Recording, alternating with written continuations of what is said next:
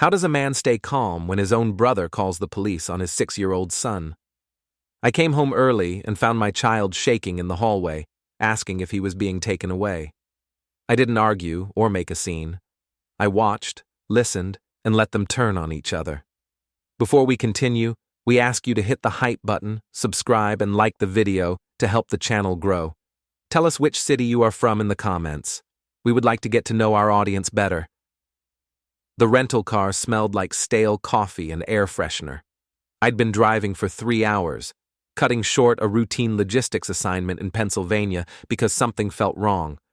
No specific reason, just a father's instinct that wouldn't shut up. I texted Colby twice that morning. No reply. That wasn't unusual. He was 6, and Beck wasn't exactly diligent about checking his phone. But the silence felt heavier than normal. I pulled into the apartment complex parking lot just after 2 in the afternoon. The sun was bright and mean, making the asphalt shimmer. I grabbed my duffel from the trunk and headed toward the building, already thinking about what I'd make Colby for dinner. Maybe mac and cheese. He liked the kind with the powder, not the fancy stuff Rena always insisted was healthier. The hallway on the 3rd floor was dim and cool. I could hear a television through someone's door, a game show with canned laughter. Our apartment was at the end, number 312. I fished my keys out and noticed the door was already unlocked. Beck must have forgotten again. He was careless like that, always had been. I pushed the door open and froze. Colby was sitting on the floor just inside the hallway, his back against the wall, knees pulled up to his chest. His face was pale, his eyes red and puffy. When he saw me, he didn't run over like he usually did. He just stared. "Daddy?" His voice was small and broken. I dropped my bag and crouched down in front of him. "Hey, buddy, what's wrong?" He didn't answer right away. His hands were trembling, little fists clenched tight against his jeans. I reached out slowly and touched his shoulder. He flinched. "Colby, talk to me." "Are they taking me away?" he whispered. My stomach turned. "What? Who said that?" "The police were here." The words hit me like a truck. I kept my face calm, kept my voice steady. "When?" "This morning. Uncle Beck called them. They asked me questions. They said someone was worried about me." I could feel my pulse in my throat, but I didn't let it show. I sat down next to him, my back against the wall. "What kind of questions?" "If you hurt me, if I have food, if I'm scared of you." He looked at me then, his eyes searching mine. I told them no. I told them you're good, but they wrote stuff down. I pulled him close and he buried his face in my shirt. I could feel him shaking. "You're not going anywhere," I said. "I promise." "Uncle Beck said they're watching now, that if you mess up, they'll take me." I closed my eyes and counted to 5. Beck, my older brother, the guy I'd let stay in my apartment when he lost his job 8 months ago, the guy I'd fed, covered rent for, given a place to crash while he figured things out. And this was what I got. I heard footsteps behind me, heavy and deliberate. "Oh, you're back early." I didn't turn around. I knew that voice. Beck, and behind him, the lighter, syrupy tone of Rena. "We were worried," she said, her voice dripping with fake concern. "Colby was alone this morning, no food, door unlocked. We didn't know what else to do." I stood up slowly, keeping Colby behind me. When I turned, Beck was leaning against the kitchen counter, arms crossed, a smirk pulling at the corner of his mouth. Rena stood beside him, her expression carefully neutral, but her eyes were bright with something ugly. "You called the police," I said. Not a question. Beck shrugged. "Had to. Kid was unsupervised. You weren't answering your phone. What were we supposed to do? You could have called me." "We did. Multiple times. I was on the road. I got here as fast as I could." Rena stepped forward, her arms crossed. "Marlowe, we're just trying to help. You travel all the time. It's a lot of responsibility for one parent. Maybe you need support. Maybe the authorities can—" "Stop." My voice was quiet, but it cut through the room. Don't do that. Don't pretend this was about helping. Beck's smirk widened. You think you're so smart. Always have. But you know what? The cops agreed with us. They said they'd be keeping an eye on things. One more slip, and they'll step in. I looked at him for a long moment. Really looked at him. The bitterness in his eyes. The way he stood like he'd won something. And I realized this wasn't new. This had been building for a long time. I didn't argue, didn't raise my voice. I just turned back to Colby and held out my hand. Come on, buddy. Let's get you something to eat. He took my hand, and we walked past them into the kitchen. Beck said something else, something about responsibility and consequences, but I didn't listen. I was already thinking ahead, already planning. Because if there's one thing I learned in logistics, it's this. You don't fight chaos with chaos. You document, you prepare, you wait for the right moment, and then you let the system do what it does best. The mac and cheese bubbled on the stove while Colby sat at the kitchen table, coloring in silence. He was drawing a house with a big tree next to it, the kind of picture kids make when they're trying to feel safe. I stirred the pot and watched him out of the corner of my eye. His hand moved slowly, carefully, too carefully, like he was afraid of making a mistake. Beck and Rena had retreated to the living room. I could hear them talking in low voices, the occasional laugh. They thought they'd won. They thought I'd crumble under the pressure, maybe give up Colby, maybe just disappear. That's what Beck always expected from me. To fail. I spooned the mac and cheese into a bowl and set it in front of Colby. Eat up, buddy. He looked at the bowl, then at me. Are you mad? No, not at you. At Uncle Beck? I sat down across from him. Yeah, but it's okay. I'm handling it. He picked up his fork and took a small bite. He said, "You're not a good dad." The words stung more than I wanted to admit. I kept my face neutral. What do you think? Colby looked at me for a long moment. I think you're the best. I reached across the table and squeezed his hand. That's all that matters. After he finished eating, I put him to bed early. He didn't argue, which told me how exhausted he was. I sat on the edge of his bed and read him a story about a boy who built a rocket ship out of junk and flew to the moon. He fell asleep before I got to the part where the boy came home. I closed the book and sat there for a minute, watching him breathe. He looked peaceful now, but I knew the damage was done. The fear was in him, the doubt. And that's what Beck had wanted, to plant that seed. I left the door cracked and walked back to the living room. Beck was sprawled on the couch, scrolling through his phone. Rena was curled up next to him, her head on his shoulder. Kid asleep? Beck asked without looking up. Yeah. Good. He needs routine, structure. You know, things you don't really provide. I didn't respond. I walked past them to my bedroom and closed the door. I needed space to think. I sat on the edge of my bed and pulled out my phone. I scrolled back through the last few months of messages. It was all there. Beck's passive-aggressive comments, Rena's thinly veiled insults, the way they'd slowly turned every conversation into a criticism of my parenting. 3 months ago, Beck had texted, "You really think leaving Colby with me every week is healthy?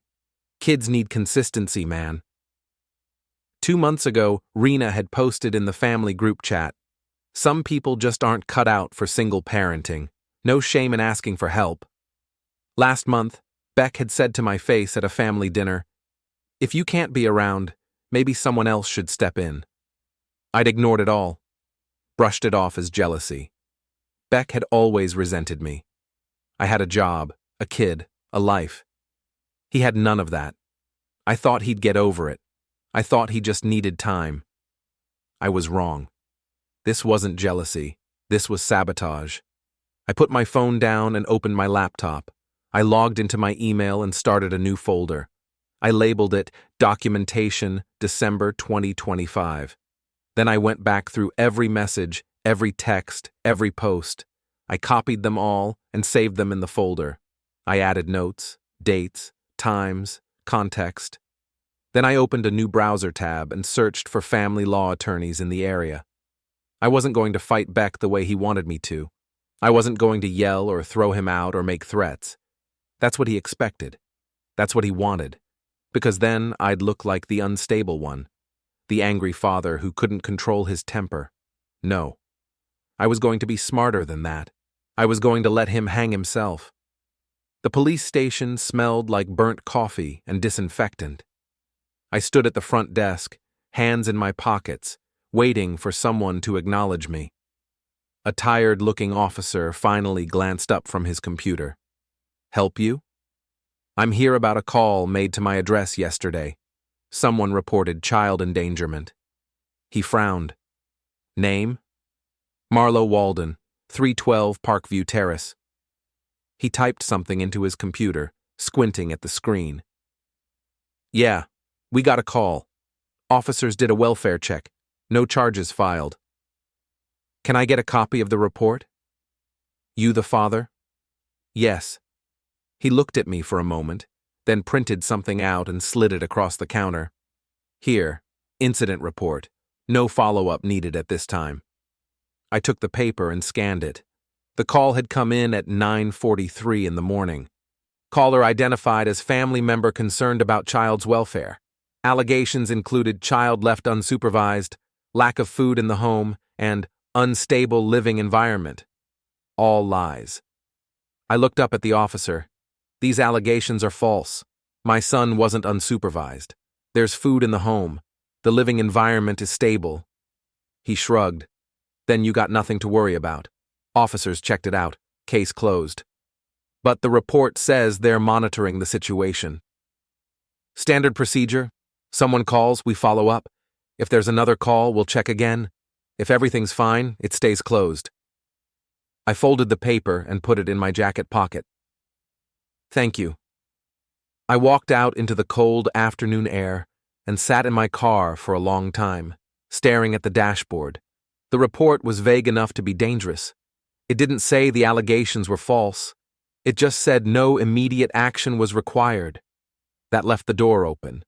One more call, one more complaint, and they'd come back. And this time, they might not be so lenient. Beck knew that. He was counting on it. I pulled out my phone and called the one person I thought might have answers.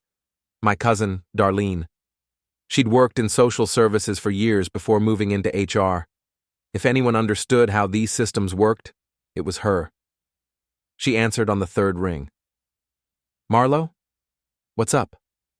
"I need advice." "Okay, shoot." I told her everything. The police call, Beck's accusations, the report. When I finished, there was silence on the other end. "Marlowe," she said finally, "you need a lawyer."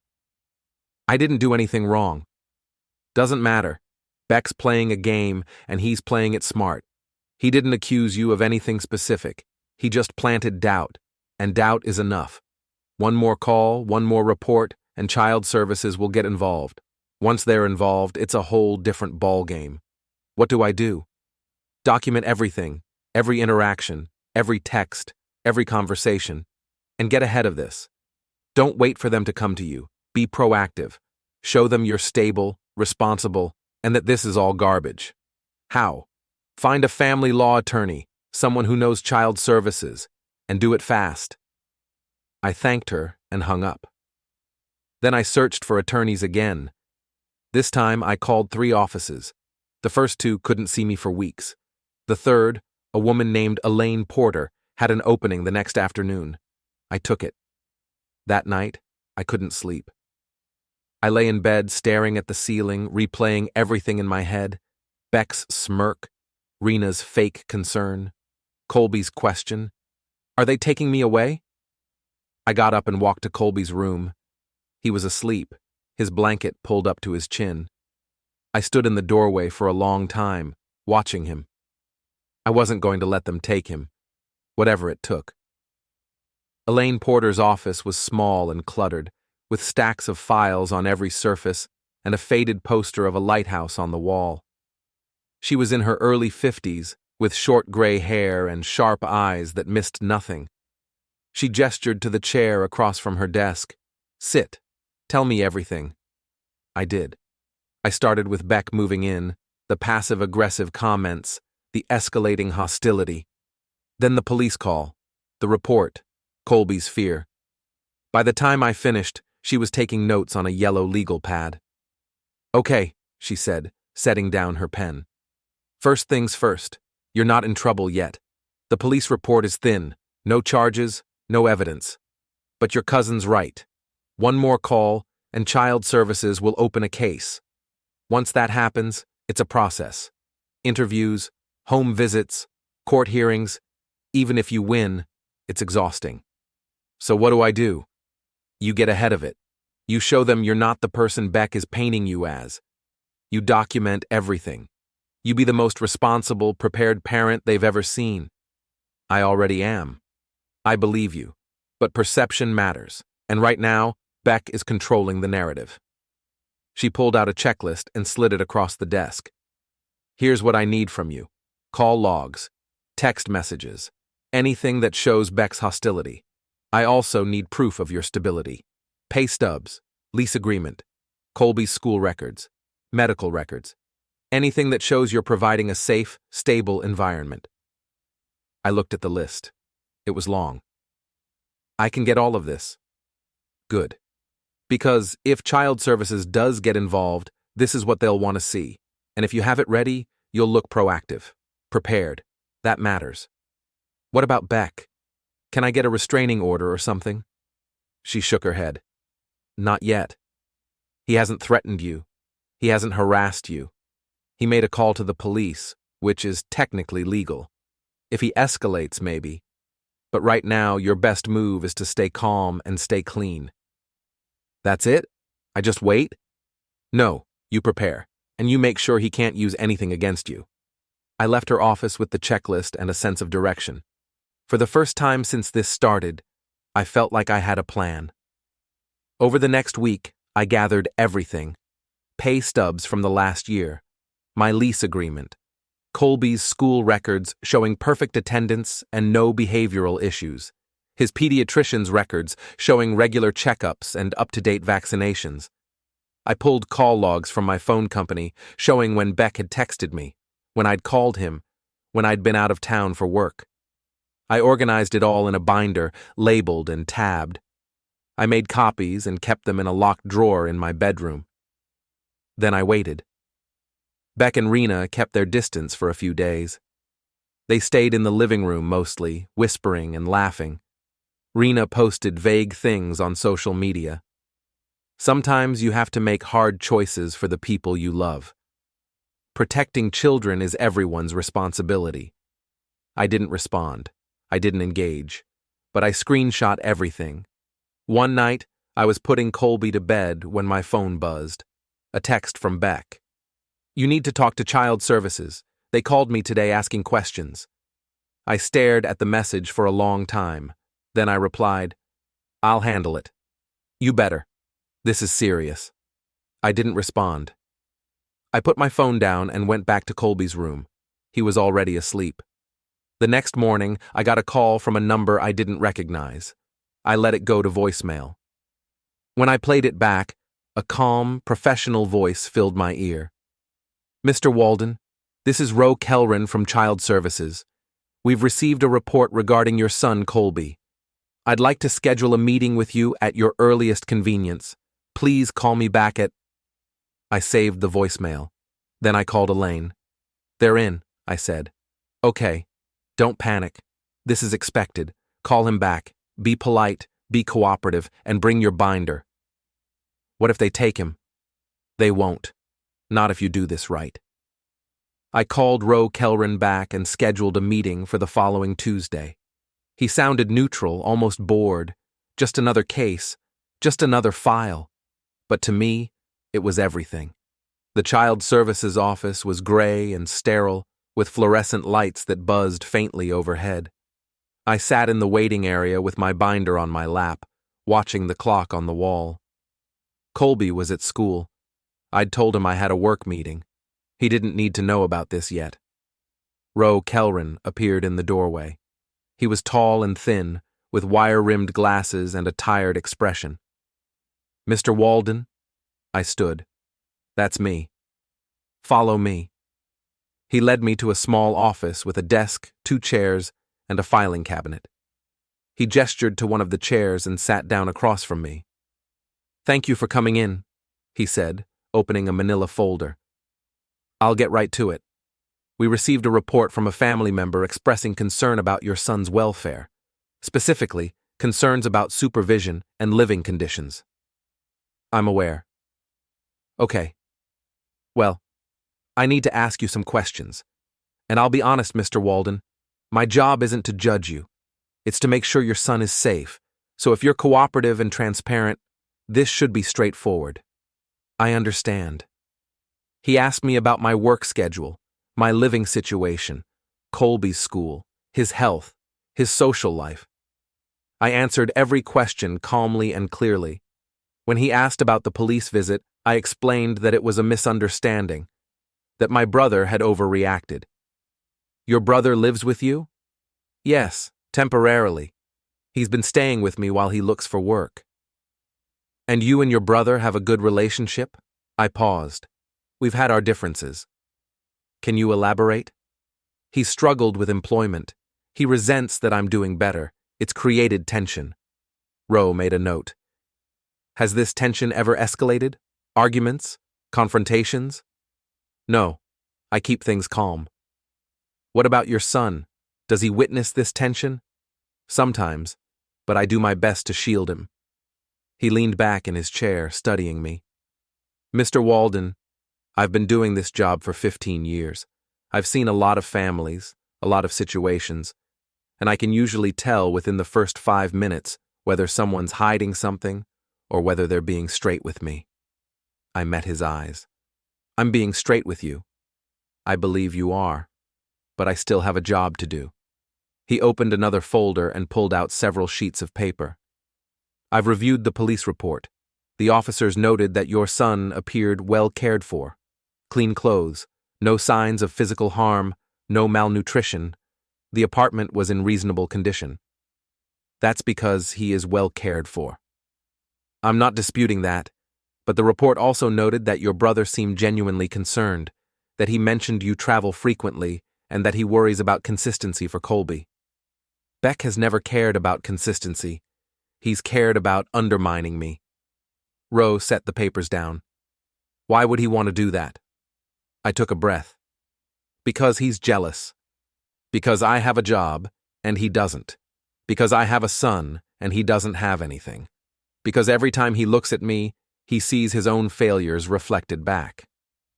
That's a strong accusation. It's the truth. And if you look at the pattern of his behavior over the last few months, you'll see it too. He made another note. "I'll need documentation of that pattern." I opened my binder and slid it across the desk. "I have 3 months of text messages, social media posts, voice messages, all showing escalating hostility and undermining behavior." Rowe flipped through the binder, his expression unchanging. He read for several minutes, occasionally pausing to examine a particular page more closely. "This is thorough," he said finally. "I work in logistics. Documentation is part of my job." "Clearly." He closed the binder but kept his hand on it. "Okay, here's what happens next. I'll need to do a home visit. Standard procedure. I'll also need to speak with Colby. Just a few questions. Nothing invasive." "When?" "Friday, 2 o'clock. Is that okay?" "Yes." He stood and shook my hand. "Thank you for your cooperation, Mr. Walden. I know this is stressful, but if everything checks out, we'll close the case." "And if my brother calls again?" Rowe paused at the door. "If he calls again with similar unfounded allegations, it will be noted in the file. Repeated false reports can have consequences." I left the office and sat in my car for a long time. It was Friday. That gave me 3 days. When I got home, the apartment was empty. Beck and Rena were out. I didn't waste time. I went straight to work. I cleaned everything, scrubbed surfaces, took out the trash, threw away anything that could be framed as neglect or instability. Empty beer bottles Beck had left behind, junk mail, old takeout containers, torn magazines, anything that suggested chaos. Then I restocked the fridge. Fresh milk, eggs, bread, fruit, vegetables, chicken. I made sure Colby's favorite snacks were visible on the counter. I organized the pantry so everything had a place. Next was Colby's room. Fresh sheets, bed made tight, toys sorted into bins, school artwork hung neatly on the walls, clothes folded, arranged by type. In my own room, I cleared my desk, put away laundry, made sure there was nothing impulsive or disordered, nothing that could be misread. Beck came home around 6. He stopped in the doorway, scanning the apartment. "What are you doing?" "Cleaning." He frowned. "Why?" "Because I feel like it." He watched me. "This is about the caseworker, isn't it?" I didn't answer. I kept wiping the counter. "You think cleaning fixes this?" He laughed. "You think they'll forget you leave your kid alone all the time?" "I don't leave him alone. You travel every week. I have a job." His expression hardened. "You're going to screw this up. You always do." I set the cloth down. "Get out of my way, Beck." "Or what?" "Nothing. Just move." After a long moment, he stepped aside. Later, I heard him and Rena whispering. "Told you he'd panic. Just wait. They'll see through him." That night, I barely slept. I replayed every scenario. Colby saying something wrong, something planted, something I'd missed. I checked every room again before finally drifting off. Friday, I picked Colby up from school early. "Why are we leaving?" he asked. "Someone just wants to talk to you. Make sure you're okay." "Like the police?" "No, just tell the truth." When we parked, he reached for my hand. "Am I in trouble?" "No, nobody is." "Because Uncle Beck called them?" "Yes." "I don't like Uncle Beck." "I know." Roe Kelron arrived exactly at 2. Same glasses, same briefcase. He declined water and began his inspection. Notes, fridge, bathroom, medicine cabinet, Colby's room, where he lingered the longest. "Everything looks good," he said. "Clean, organized, appropriate." Then he asked to speak with Colby alone. They talked for 15 minutes behind a closed door. I sat on the couch, listening to tones I couldn't decipher, my hands clenched. When they came out, Colby looked relieved. "Thank you, Colby," Roe said. "You were very helpful." Colby climbed onto the couch beside me. I put my arm around him. Roe packed his notepad away. "Everything looks fine. Colby seems well adjusted. The home is safe. He spoke highly of you, said you read to him every night, help with homework, make his favorite dinners." "That's true." "I believe it is," he said. "I'll submit my report by the end of the week." "And then?" "Assuming no new concerns arise, the case will be closed." "What counts as a new concern?" "Another report. Another allegation. Anything suggesting a change. And if it's false, it will be investigated, like this one." He shook my hand and left. I watched him disappear down the corridor. Colby tugged my shirt. "Did I do good?" "You did perfect." "Is it over?" "Almost." "Good. I want it to be over." "Me too." That night, I made Colby his favorite dinner, spaghetti with butter and parmesan, garlic bread, apple juice. We ate together while he talked about school, his art project, the game they played at recess. For a few hours, everything felt normal. But I knew it wasn't over yet. Beck and Rena came home late. I heard them talking in the living room, voices low and tight. I stayed in my room, listening. I couldn't hear the words, but I heard the tone, frustration, anger, planning. They weren't done, and neither was I. The next few days were quiet. Too quiet. Beck and Rena stayed out of my way, which made me more uneasy than relieved. They left early, came back late, and when they were home, they whispered in corners and typed on their phones. I knew they were planning something. I could feel it. On Monday morning, after dropping Colby at school, I drove to a coffee shop across town. I needed space to think.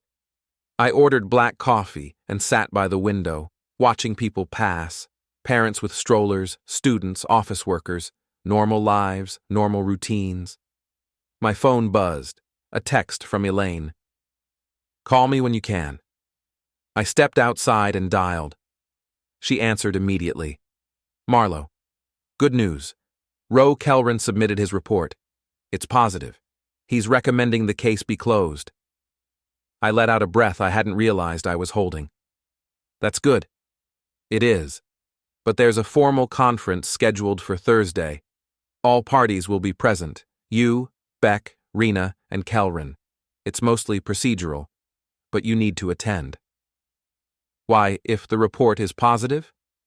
"Standard process. Everyone hears the findings together. Beck and Rena get a chance to respond. You get the official recommendation on record. And if they try to change the narrative?" "They won't. The evidence is solid, but even if they try, you'll be able to respond. I'll be there." "Okay. And Marlowe, stay calm. Don't engage. Let the facts do the work." "I will." "One more thing," she added. I looked into Beck's background. He's been fired from 3 jobs in the last 2 years. I frowned. I didn't know that. "He didn't want you to. It shows a pattern. If it comes up Thursday, it helps our position." "How did you find it?" "I have my methods. Just be ready. This is almost over." The call ended. I went back inside and finished my coffee. Almost over. I wanted to believe that, but I'd learned the hard way not to trust quiet endings. That night, I prepared for the conference. I went through my binder again, checking every document, making sure everything was in order. I added a few notes, updated timelines, and made copies, storing them in a separate folder. Beck and Rena were in the living room when I came out of my bedroom. The television was on. Some late-night show I wasn't watching, but I could feel their eyes following me. "Big day coming up," Beck said, without looking away from the screen. I didn't respond. "You nervous?" Rena asked, her voice sweet in that mocking way she'd perfected. "No." "You should be. We're not backing down." I stopped and turned to face them. "Neither am I." Beck finally looked at me. "You really think this is going to end well for you? You think they're just going to take your word over ours?" "I think they're going to look at the evidence," I said. "And when they do, they'll see exactly what you are." "And what's that?" he asked. "Liars." Beck stood up, his hands clenching into fists. Rena reached for his arm, but he shook her off. "You're going to regret this," he said, his voice low. "I already regret letting you stay here as long as I did." He took a step toward me. I didn't move. We stood there, staring at each other, until Rena pulled him back. "Not worth it," she muttered. "Let Thursday do the work." Beck sat down slowly, his eyes never leaving mine. I turned and went back to my room, closing the door behind me. Wednesday night, sleep didn't come. I lay in bed staring at the ceiling, running through every document, every possible question, every angle they might try to twist. At 3 a.m, I got up and made tea, sitting alone at the kitchen table in the dark. I thought about Colby, about the fear in his eyes when the police came, about how he'd asked if he was being taken away, how small and helpless he'd looked. That was what Beck had done, taken his sense of safety. And for what? Jealousy, pride, some twisted need to feel important. Thursday morning came too quickly. I put on a clean shirt and tie, made Colby breakfast, and dropped him off at school, telling him I'd be a little late. He hugged me tightly before running inside. At the Child Services building, Elaine was already waiting near the entrance, briefcase in hand. "Ready?" she asked. "Yeah." "Remember, stay calm. Let me do the talking unless they ask you directly." We walked inside together. The conference room was on the 2nd floor, down a long hallway of beige walls and fluorescent lights. Roe Kelren was already there, arranging folders neatly on the table. Beck and Rena arrived a few minutes later. Beck looked confident, almost smug.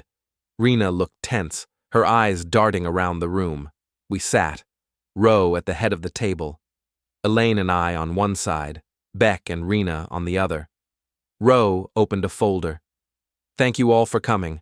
This conference is to review the report regarding Colby Walden." He began reading. The initial report alleged that the child was left unsupervised, that the home lacked adequate food, and that the environment was unstable. After conducting a home visit and interviews, I found no evidence to support these claims. The home was clean, well-stocked, and safe. Colby appeared healthy and well cared for. Beck shifted in his seat. Rena's jaw tightened. Roe continued. There are, however, concerns regarding family dynamics. Mr. Beck Walden, you made the report. Can you explain why you believed Colby was in danger? Beck cleared his throat.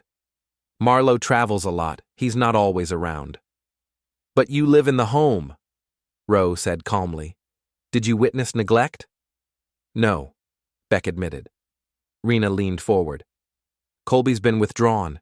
He needs stability. Did you discuss these concerns with Mr. Marlowe before calling the police? Roe asked. No, she said. And did either of you witness harm or neglect beyond one morning of temporary supervision? Silence. No, Beck said quietly. No, Rena echoed.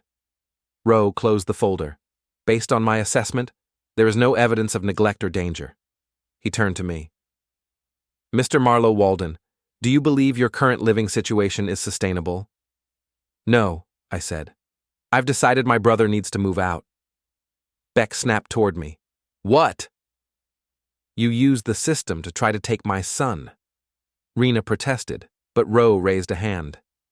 Do you have adequate childcare arrangements while traveling? He asked me. Yes, professional, licensed care. Then I will recommend the case be closed with no further action. Beck stood abruptly, his chair scraping the floor. You're making a mistake. No, Roe said evenly. You did. Any further false reports will be documented as harassment and may carry legal consequences.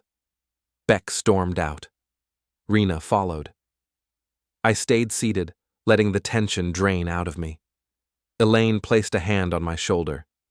You handled that well, she said. Outside, the sunlight felt almost unreal. It's over, Elaine said. The case is closed. Yeah, I replied. But even then, I knew Beck wouldn't accept defeat quietly. That night, I picked Colby up from school and took him out for ice cream. He deserved something normal, something happy.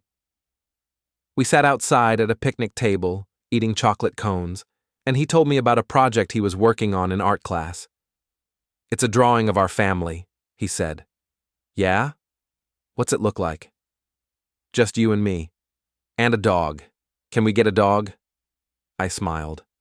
Maybe someday. I didn't draw Uncle Beck. That's okay, buddy. I don't want him in our family anymore. I reached across the table and squeezed his hand. He won't be.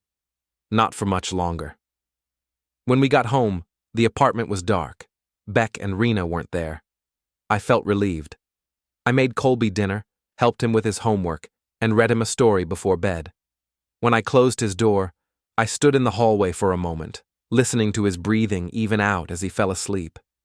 Then I heard the front door open. Beck and Rena walked in. Beck's face was dark, his jaw set.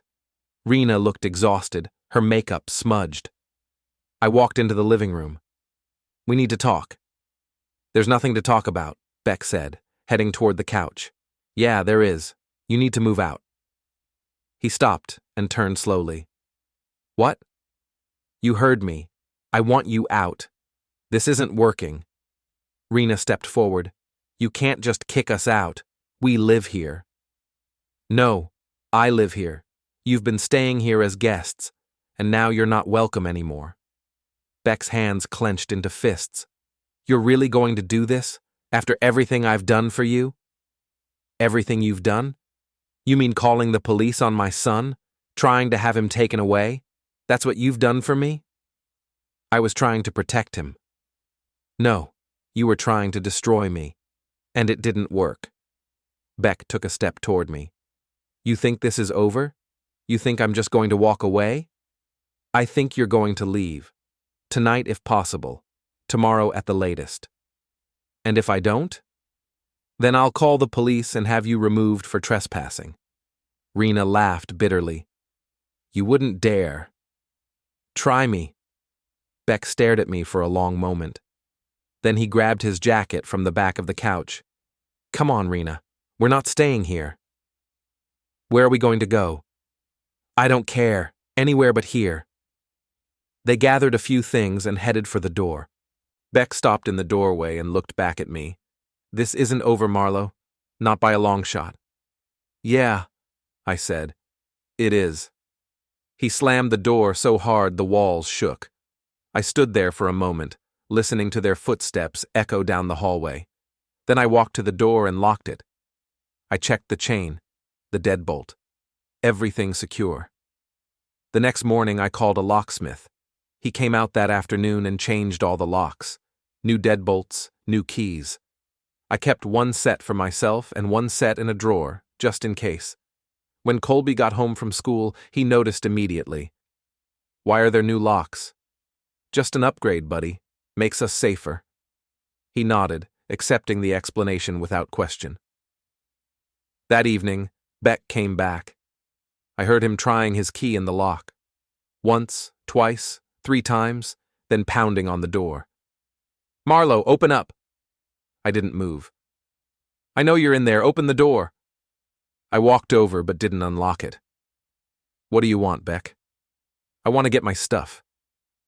You took your stuff last night. Not all of it. I have clothes, personal things. Let me in. No. You can't do this. I can, and I am. If you want your stuff, I'll box it up and leave it in the hallway, but you're not coming inside. This is my home. No, it's my apartment. You've been staying here as a guest, and now you're not welcome. If you don't leave, I'm calling the police. There was silence on the other side of the door, then more pounding. You're going to regret this. I pulled out my phone and dialed 911. I held it up so he could hear. The pounding stopped. Fine, Beck said, his voice muffled through the door. But this isn't over. I heard footsteps walking away. I waited by the door for 10 minutes, listening. When I was sure he was gone, I locked the chain and went to check on Colby. He was in his room, sitting on his bed with his hands over his ears. It's okay, buddy, I said, sitting down next to him. He's gone. Is he coming back? Not inside. Not ever again. Promise? I promise. Saturday, I took Colby to the park. We played on the swings and jungle gym. He laughed and shouted, and for a few hours, everything felt normal. Sunday morning, I boxed up everything Beck had left behind. Clothes, toiletries, a few books, loose papers. I carried the boxes to the lobby and left them by the mailboxes with a note. Beck, your things. Do not contact me again. By Monday afternoon, the boxes were gone. That week passed quietly. I took Colby to school, picked him up, made dinner, helped with homework, read bedtime stories. The apartment felt lighter, calmer, like we could finally breathe. On Friday, a text came from an unknown number. You think you won, but you didn't. I'm not done. I showed it to Elaine. She told me to save it and block the number.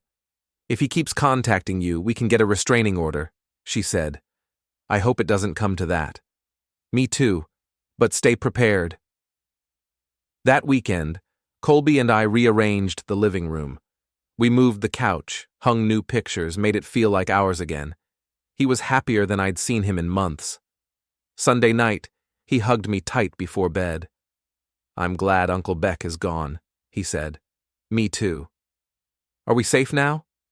I looked at his small face, his trusting eyes. Yes, I said. We're safe. But even as I said it, I knew I had to stay alert, because Beck had made one thing clear. This wasn't over. 2 weeks later, I got a call from Elaine. Marlowe, we need to talk. What's wrong? Beck filed a motion. He's claiming you're an unfit parent and that he should have custody of Colby. I nearly dropped the phone. What? He's saying you're unstable, that you're neglectful, that you threw him out to cover up your failures as a father. That's insane. I know, but he filed it, which means we have to respond. How? We go to court. We present your evidence. We show the judge that Beck is lying, and we bury him. When? 2 weeks. I'll file our response tomorrow. In the meantime, keep documenting. If Beck contacts you, if he posts anything online, save it. We need everything. Okay? And Marlowe? Don't worry. We're going to win this. I hung up and sat down, trying to process what she'd just said. Beck was trying to take Colby. After everything, he was still coming after me, but this time, I had something he didn't. Proof. Over the next 2 weeks, I gathered everything.